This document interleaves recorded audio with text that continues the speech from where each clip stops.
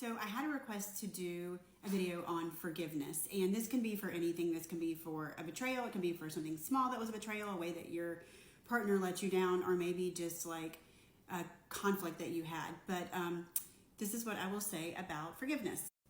Leslie Wells, connection coach here. I help individuals improve and have healthy, secure relationships, usually by looking at things through an attachment lens. And forgiveness is a huge part of a healthy relationship. So first, let's talk about what forgiveness is not. Forgiveness does not mean that you are accepting something bad that someone has done to you. It is not saying that what they did is okay. It is not saying that there are not going to be consequences, whether they're natural consequences or boundaries that you put up. It's not saying that the relationship will not change based on the actions of the other person. It is not saying that you will forget what they have done to you, that you accept what they have done to you. And it is not saying that, it does not mean that all the feelings that you have around something that was done to you are going to immediately dissipate. You certainly do not forget things that people have done to you just because you have forgiven them. And it does not always mean that there's reconciliation. So forgiveness is very much a decision.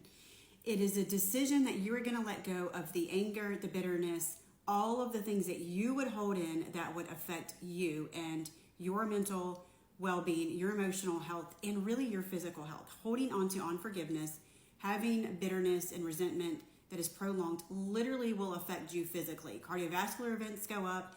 You can have autoimmune type symptoms. Whatever you don't deal with and you hang on to as far as unforgiveness will very much affect you. So you're making a conscious decision that you are not going to hold on to that and let that affect you.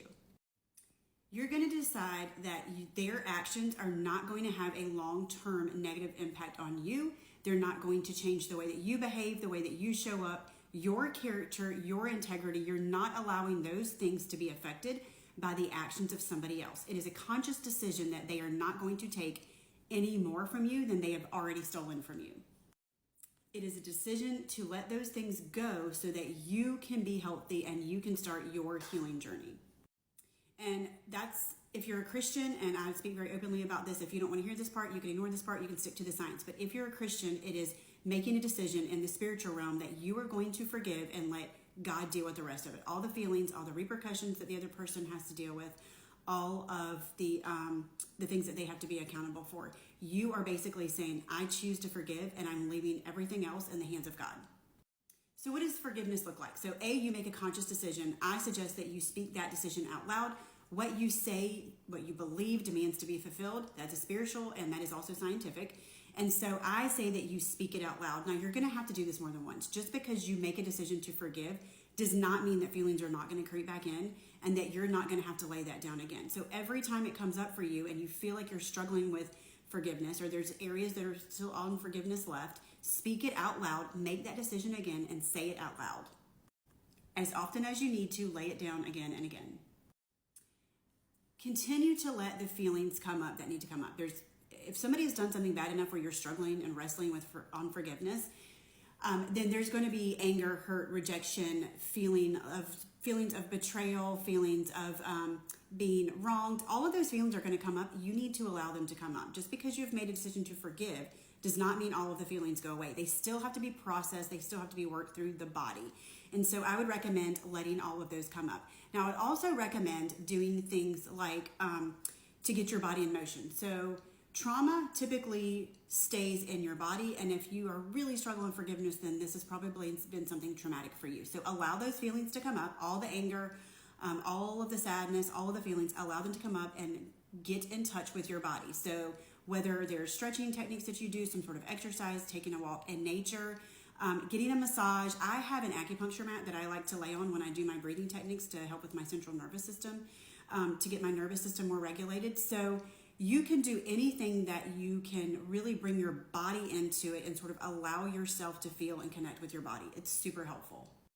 But allow yourself to feel the damage in your body and acknowledge that. You don't have to shut that down. Here's the problem. If you suppress those things, it's going to be so much harder for you to forgive. Suppression will mean that it's going to come out somewhere else, and it's going to also affect you physically, mentally, and emotionally. Let the thoughts come. So journal, meditate, give yourself time to do something artistic. If you write poetry, if you draw, if you like to listen to music, let the thoughts come, the negative thoughts that need to come up. Acknowledge them without judgment, the same way that you would do with your feelings. Let your anger come up, let your body feel it, sit in it for a minute. The other thing that I would say is you need to time these things. Give yourself a certain amount of time every day to feel the feelings, entertain the negative thoughts before you reframe them, but allow them to come up without judgment. Just acknowledge them for what they are. Okay, right now I'm feeling angry. That's okay. Right now my body feels like it's on fire because I'm so angry at what this person did to me and the audacity for them to betray me in this way. That's okay. Give yourself 15, 20, 30 minutes to sit in it and then move on. But allow this to happen so that you're not suppressing. So forgiveness means that you are going to show up in love for that person.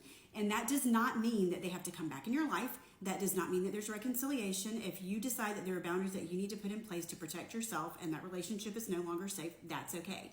If that person stays in your life and you've made a decision that you're going to forgive them, then you need to show up in forgiveness. That does not mean that you aren't still angry sometimes, that you're not still frustrated. What it does mean is that you show up in love. That means you speak kindly, you do not attack their character, you do not curse at them, you do not come at them in full-on fight mode. It means that you are civil to them, that you speak to them kindly, that you can set boundaries and you can let them know how you feel about what they did to you. When feelings come up regarding what they did to you, you can tell them how you feel about that, but you do it in a respectful, kind way. That does not mean that you are giving up your integrity and you are showing up badly, because that's not forgiveness. Forgiveness means that you let go of any notions of revenge and vengeance, that you decide that that is not yours, that is not for you, that there will be natural consequences for their actions, and that they will have things that they have to deal with internally with their character and their integrity. If you are someone who is a Christian, then you know that God takes care of that. It is not yours to do, that they will be held accountable, and there will be consequences that have nothing to do with you. And if you are a Christian, you also pray regularly in this area of forgiveness and letting go and allowing God to deal with them as he sees fit. Part of forgiveness is getting to a place where you recognize that hurt people hurt other people, and you stop taking it so personally. You start to view it from their areas of brokenness, their character flaws, their issues with morality. You really you sort of look at it from an observer standpoint instead of feeling it so personally. As those feelings start to dissipate, you really start to realize, like, they have issues that are theirs that have nothing to do with me. And you start to have a little bit of pity for them, or maybe compassion or empathy, but you start to change your perspective as far as the event that created the betrayal that you feel like you have to forgive for. You also need to know that whenever you're going through forgiveness, you literally kind of go through the stages of grief, right? There's acceptance. It's a huge part of forgiveness, is accepting what actually happened, and accepting the facts of it. So there's acceptance, there's a denial phase, there's grief, there's sadness, and then there's bargaining. So just understand that you might go through those, and that's okay. That's part of the process. And forgiveness is a process. You say it out loud, you speak it out loud, you make a decision, but it is still a process that happens over time. Emotional regulation is a key part of forgiveness. For you to be able to show up kindly to somebody and move past it, you're going to have to do emotional regulation. You're going to have to work on mindfulness, nervous system regulation, things to really get you in a right frame of mind so that you can view things properly and take things and reframe them properly as you need to.